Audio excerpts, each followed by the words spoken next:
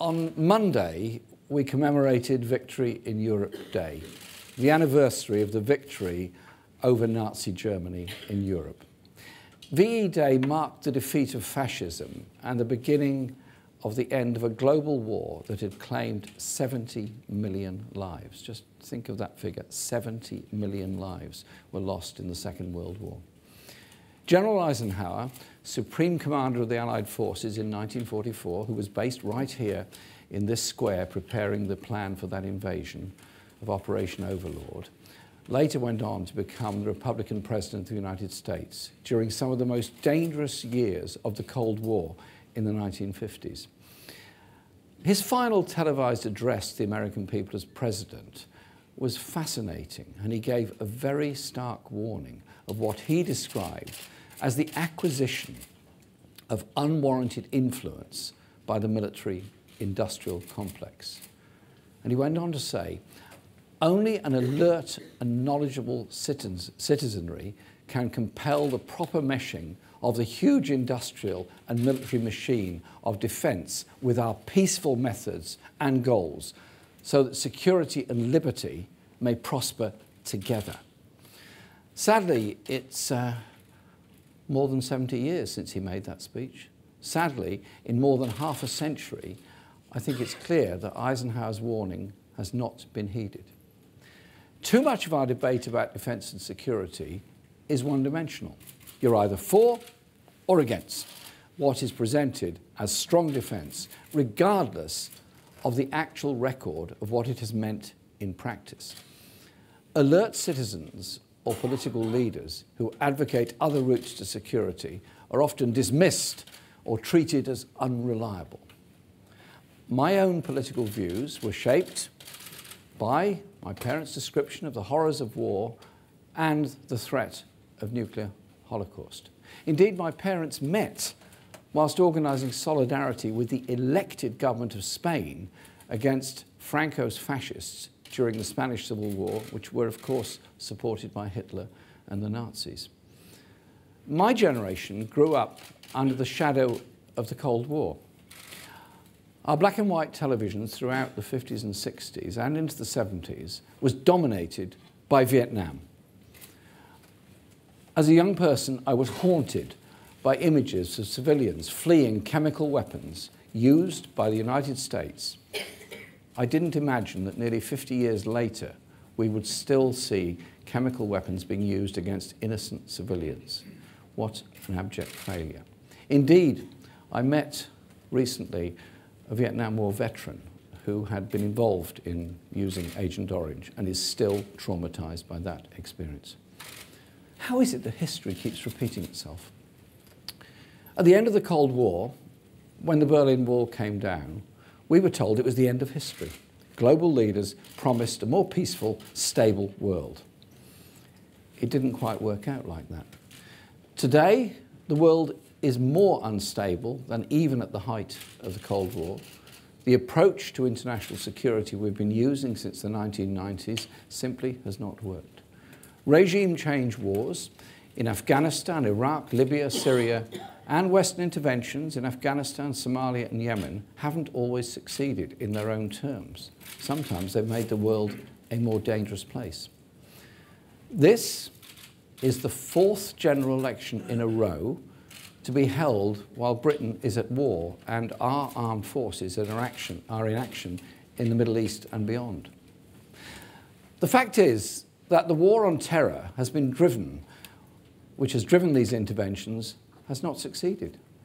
It has not increased our security at home. In fact, many would say just the opposite. It's caused destabilisation and devastation abroad. And last September, the House of Commons Foreign Affairs Select Committee published a report on the Libyan war, which David Cameron, as Prime Minister, promoted our intervention in. They concluded the intervention led to political and economic collapse, humanitarian and migrant crises, and fueled the rise of ISIS in Africa and across the Middle East. Is that really the way to deliver security for our people, the people in Britain? Who seriously believes that's what real strength looks like? we need to step back and have, I think, some fresh thinking. The world faces huge problems.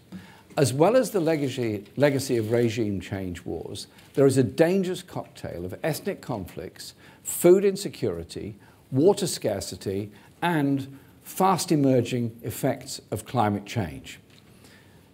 And to that mix, add a grotesque and growing level of inequality in which just 8 billionaires own the same wealth as 3.6 billion of the poorest people on our planet.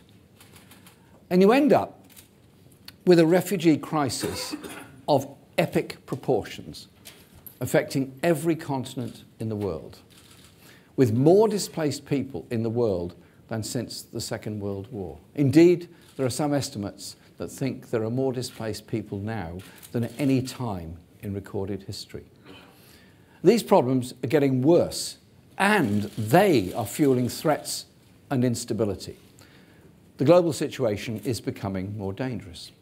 And the new United States president seems sadly determined to add to the dangers by recklessly escalating the confrontation with North Korea, unilaterally launching missile strikes on Syria, and opposing what was a great achievement as President Obama's nuclear arms deal with Iran, and the suggestion he's backing a new nuclear arms race.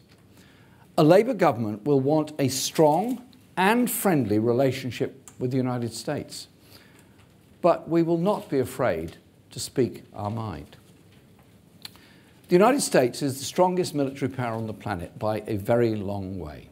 It has a special responsibility to use its power with care and to support international efforts to resolve conflicts collectively and peacefully. Waiting to see which way the wind blows in Washington isn't strong leadership, and pandering to an erratic administration will not deliver stability. So when Theresa May addressed a Republican Party conference in Philadelphia in January, she spoke in alarmist terms about the rise of China and India and the danger of the West being eclipsed. She said America and Britain had to stand together and use their military might to protect their interests.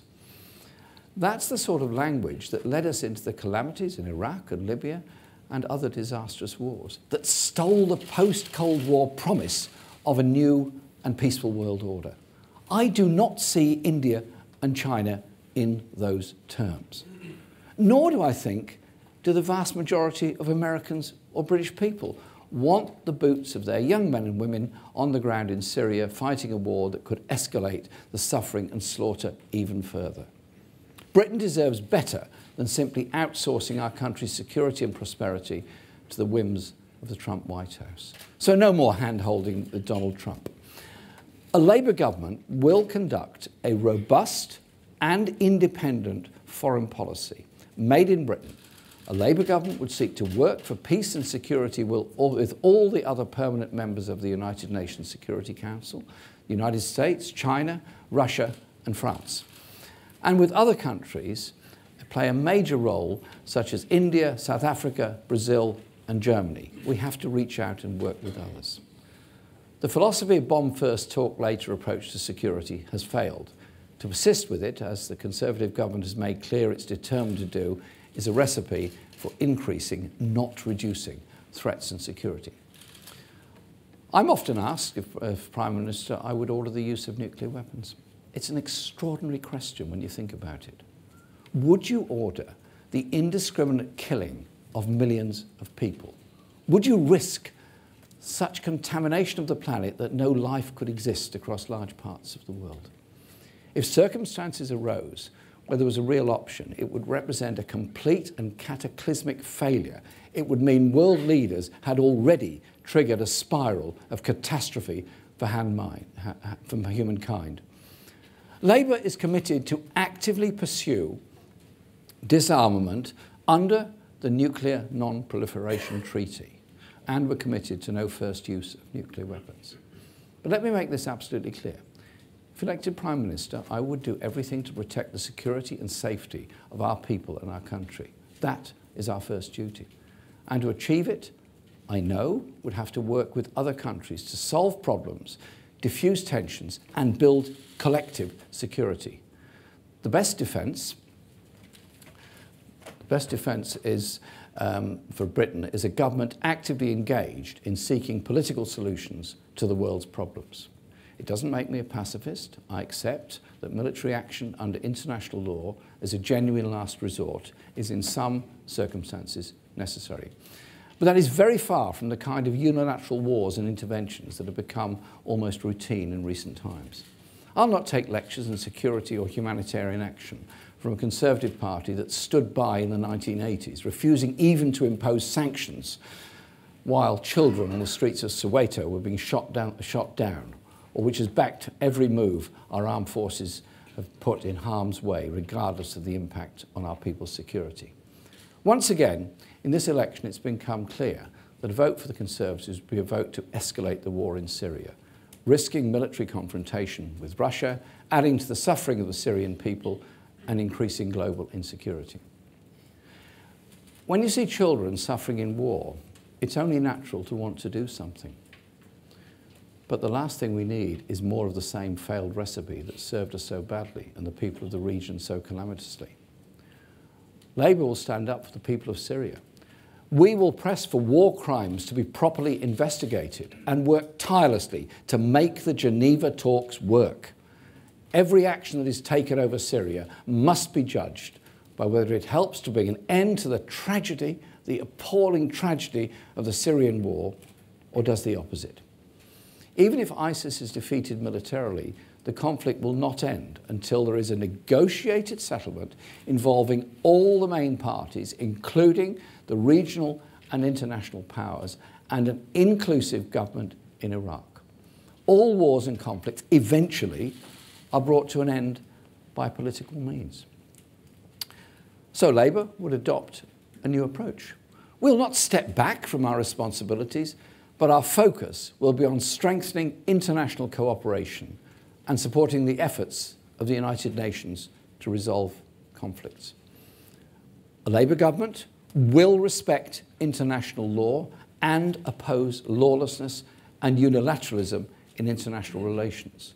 We believe passionately human rights and justice should drive our foreign policy.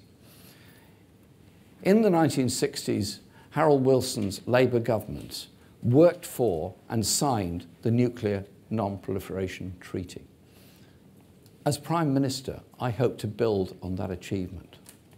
Labour's support for the renewal of the Trident system doesn't preclude from working for meaningful multilateral steps to achieve reductions in nuclear arsenals.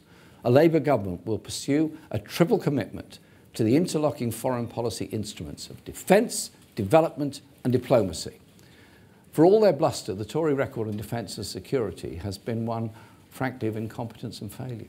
They've balanced the books on the backs of servicemen and women.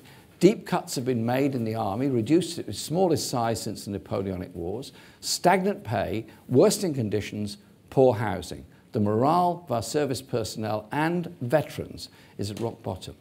And as the security threats and challenges we face are not bound by geographical borders, it's vital that as Britain leaves the European Union, we maintain a close relationship with our European partners alongside NATO to keep spending at 2%, but that means working with our allies to ensure peace and security in Europe. We will work to halt the drift towards confrontation with Russia and the escalation of military deployments across the continent. There's no need whatsoever to weaken our very strong opposition to Russia's human rights abuses at home or abroad, but to understand the necessity of winding down tensions on the Russia-NATO border and supporting dialogue to reduce the risk of international conflict. We'll back a new conference on security and cooperation in Europe and seek to defuse the crisis in the Ukraine through implementation of the Minsk agreements. We'll continue to work with the European Union on operational missions to promote and support global and regional security. This means our armed forces will have the necessary capabilities to fulfill the full range of obligations, ensuring they're versatile and able to participate. Rapid stabilisation, disaster relief, UN peacekeeping and conflict resolution activities. Because security is not only about direct military defence, it's about conflict resolution and preventions, underpinned by strong diplomacy.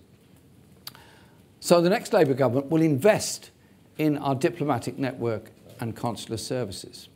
We will seek to rebuild some of the key capabilities and services that have been lost as a result of Conservative cuts in recent years, such as the loss of human rights advisors in so many of our embassies around the world. And finally, while Theresa May seeks to build a coalition of risk and insecurity with Donald Trump, a Labour government will refocus Britain's influence towards cooperation and peaceful settlements and social justice. The life chances, security and prosperity of our citizens are dependent on a stable international environment. We will strengthen our commitment to the United Nations, but are well aware of its shortcomings, particularly in the light of repeated abuses of the veto power in the UN Security Council. So we'll work with allies and partners from around the world to build support for the United Nations reform in order to make its institutions more effective and more responsive. And as a permanent member of the Security Council, we'll provide a lead by respecting the authority of international law. To lead this work, Labour has created a Minister for Peace who will work across the Ministry of Defence and the Foreign and Commonwealth Office. We'll reclaim Britain's leading role in tackling climate change, working hard to preserve the Paris Agreement and deliver on international commitments to reduce carbon emissions. We'll re-examine the arms export licensing regulations to ensure that all British arms exports are consistent with our legal and our moral obligations. This means refusing to grant export licenses for arms where there's a clear risk they'll be used to commit serious violations of international humanitarian law. Weapons supplies to Saudi Arabia, when the evidence of grave breaches of humanitarian law in Yemen is overwhelming, must be halted immediately, as Emily has made very clear many times in Parliament. I see it as the next Labour government's task, my task, to make the case for Britain to advance a security and foreign policy with integrity and human rights at its core. So there's a clear choice at this election between continuing with a failed policy of continual and devastating interventions that have intensified conflicts and increased the terrorist threat, or being willing to step back, learn the lessons of the past, and find new ways to solve and prevent conflicts. Dwight Eisenhower said on another occasion, if people can develop weapons that are so terrifying as to make the thought of global war almost a sentence for suicide, you would think that man's intelligence would include also his ability to find a peaceful solution. And in the words of another American, Martin Luther King, the chain reaction of evil, hate, begetting hate, wars produce more wars, must be broken, or we should be plunged into the dark days of annihilation. I believe we can find those solutions. We can walk the hard yards to a better way to live together on this planet. A Labour government will give leadership in a new and constructive way, and that is the leadership we're ready to provide, both at home and abroad. Thank you very much.